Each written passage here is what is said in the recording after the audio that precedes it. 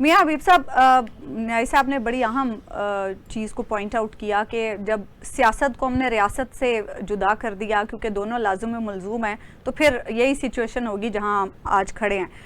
अगर हम 79 साल का जायज़ा लें तो आपकी दानिस्त में सबसे बड़ी कामयाबी क्या है जो हमने हासिल की इन 79 सालों में, और सबसे बड़ी नाकामी क्या है जिससे हम दो चार हुए?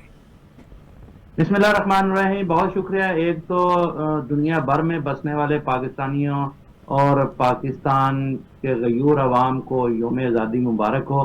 मैं टोरंटो में हूँ और मैं यहाँ देख रहा हूँ कि जितना जोशो खरोश दियारे गैर में पाकिस्तानियों का ये जश्न आज़ादी के हवाले से शायद पाकिस्तान में भी उतना ना हो, यहाँ ज़्यादा महसूस किया जाता है और पूरी दुनिया में आज यौम आज़ादी मनाया जा रहा है। एक तो खुशाइंद बात यह है कि पाकिस्तानी जहां कहीं भी हैं वतन की मोहब्बत उनके अंदर मौजूद है।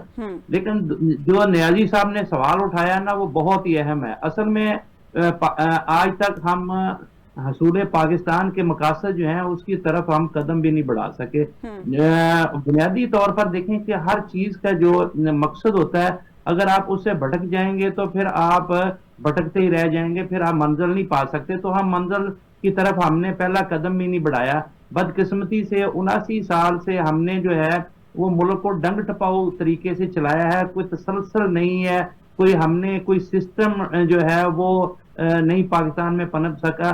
पाकिस्तान में जो है वो शख्सियात डोमिनेट करती हैं। जो भी इस मुल्क पर हुक्मरान आया है वो उसने अपने चमड़े के सिक्के चलाए हैं। उसने ये नहीं सोचा कि मैंने इस कौम को बनाना है। पाकिस्तान तो बन गया लेकिन बदकिस्मती से हम कौम नहीं बन सके। आज भी हम शुतर बेमहार हैं। हमें जो जिस तरफ हाँकता है हम उसी तरफ हाँके चले जाते हैं।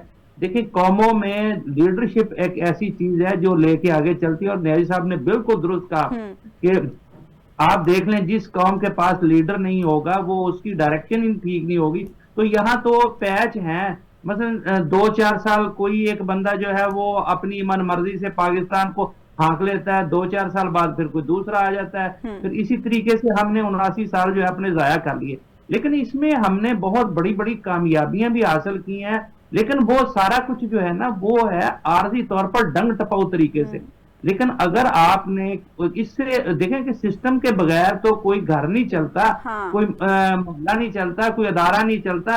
तो आप मुल्क बगैर 79 साल जो है वो बगैर किसी सिस्टम से चलाए जा रहे हैं। ये भी एक मैं समझता हूँ कि दुनिया का अनोखा ही मोइजा है हमारे मुल्क में कि हम जो है वो बगैर किसी सिस्टम के चले जा रहे हैं। हर 2-4 साल बाद हम कहते हैं पिछली चीजें सारी मिटा दो, असर नौ शुरू कर दिए।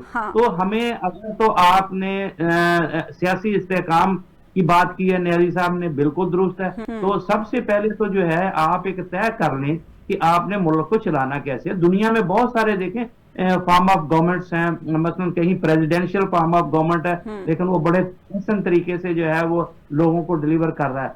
वो उन्होंने कौम को एक लड़ी में परोया हुआ है। इसी तरीके से कहीं बादशाहत है, इसी तरीके से बेशुमार जो है वो पार्लिमानी जमहूरियत के सिस्टम है।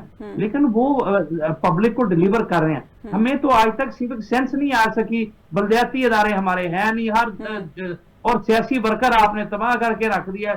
अच्छा, जहां तक है हमारी कामयाबियों का तलक, देखें 2-3 चीजें जो हैं वो पाकिस्तान में मैं समझता हूं कि वो बहुत बड़ी ब्लेसिंग है। उसमें पूरी कौम ने पहरा दिया है।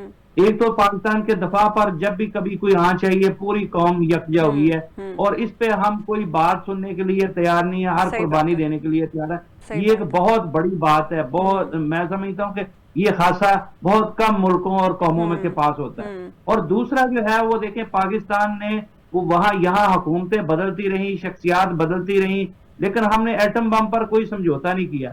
हम एटम पावर बने और ये बहुत बड़ी एक मैं समझता हूँ अचीवमेंट है पाकिस्तान की। उसके बाद तीसरा अहम मसला कि ये पाकिस्तान की तकसीम जो है ये अधूरा है। अभी तक तकसीम अधूरी है।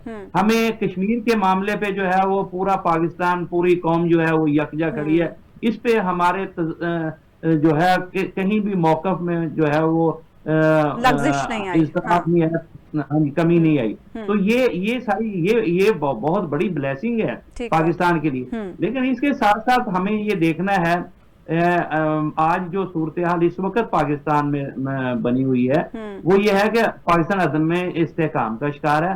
पाकिस्तान में पिछले 79 साल से लूटमार जारी है और हम वक्ती तौर पर इख्तिसाब की बातें करते हैं और इख्तिसाब को हम जो है वो सियासत के लिए और मैनेज के लिए, मनूवरिंग के लिए ठीक। इस्तेमाल करते हैं। कौमें इस तरह नहीं, कानून हजूर की सल्लल्लाहु अलैहि अमलदारी ना हो तो फिर ऐसे ही